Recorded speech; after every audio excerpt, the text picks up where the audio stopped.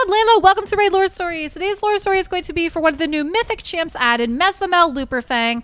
And we check out her transformation. Looks really cool, right? Check her out. She looks great. Brand new lore story. Let's read it together. And Cryo, thank you for the follow. Myths begin with a kernel of truth, even if it is tiny.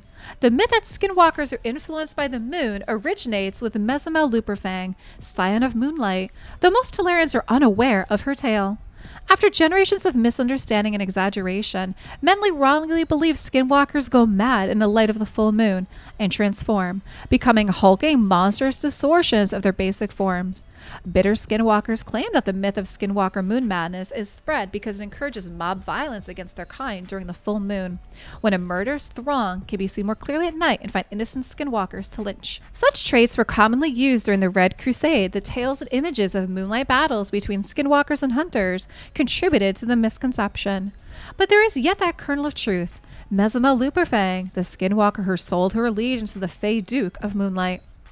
Mezomel was once a human living an itinerant lifestyle and doing odd jobs in the land of Yokai. One day, Mezomel was lured out of town into a thicket by a paramour. Her partner playfully ran from her into the woods, and Mezomel followed.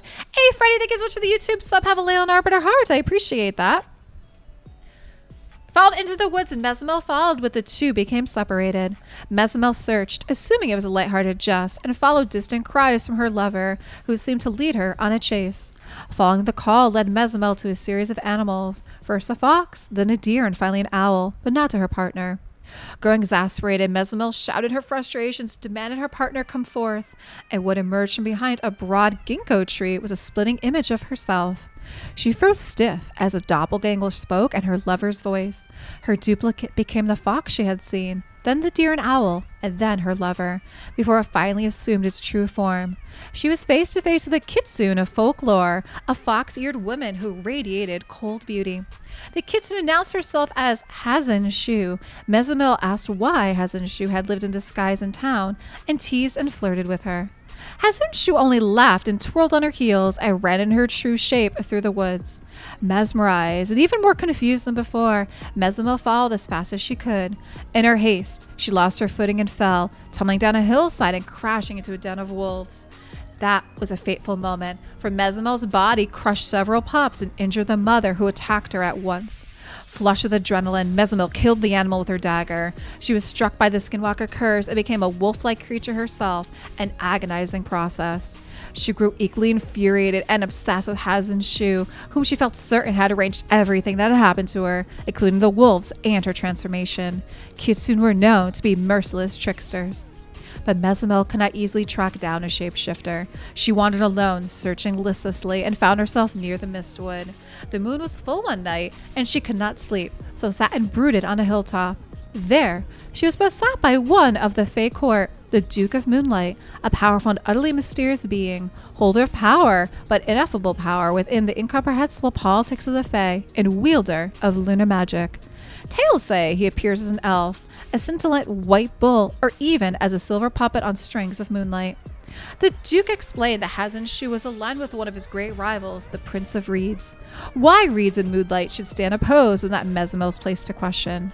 He offered her revenge and answers. If she accepted his suzerainty, she would become Fey-touched, unlike all other skinwalkers, and share the Duke's connection to the rhythm, but only in the aspect of the moon, the Duke's domain.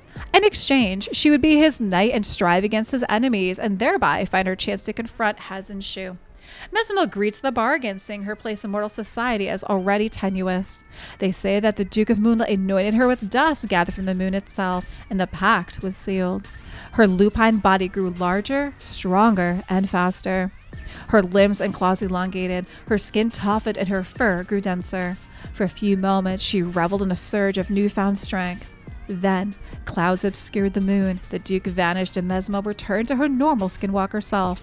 It would not be long before she was called upon once again. For an unnaturally long span of years, Mezomel did the Duke's bidding by moonlight. When beneath those cold rays, she could channel the Duke's blessing, becoming filled with terrifying strength and ferocity, enabling her to fight like a one-beast army. Confessor Grallis, a skinwalker-hating damage of the Sacred Order, led a party to track her down, only for Mezomel to crush his heavy plate armor like an eggshot and leave him in a pile of mangled orphans and snapped ribs. The Prince of Reeds once set his servant Archelon, a wise and ancient snapping turtle the size of a house, to deal with Mezomel. She bit into Archelon's neck and ripped his head from its body and feasted on the meat within its massive shell. These and other savage exploits sowed the seed of a million tall tales of skinwalkers being touched by the moon. But as for a fateful reunion with Hazin Zu and the end of Mezomel's legend, accounts do not agree. Some say the Prince of Reeds was too canny and kept Hazin's shoe well hid. Others say Mezomel eventually realized she had been tricked again and that the Duke of Moonlight had discarded his end of the bargain sometime over the decades. And yet others say Mezomel and Hazin's shoe did meet again, but the outcome of their encounter is lost or was occulted by the Fae themselves. Wow, what an interesting story for Mezomel. I find it's fun how they start to intertwine. Basically what happened was she was a human who became a skinwalker, and then she ends up making this bargain with a fae, which gave her these powers to transform, which is what we're seeing here. Guys, drop some comments down below on what you think for the lore story for Mezomel, and thank you so much for watching.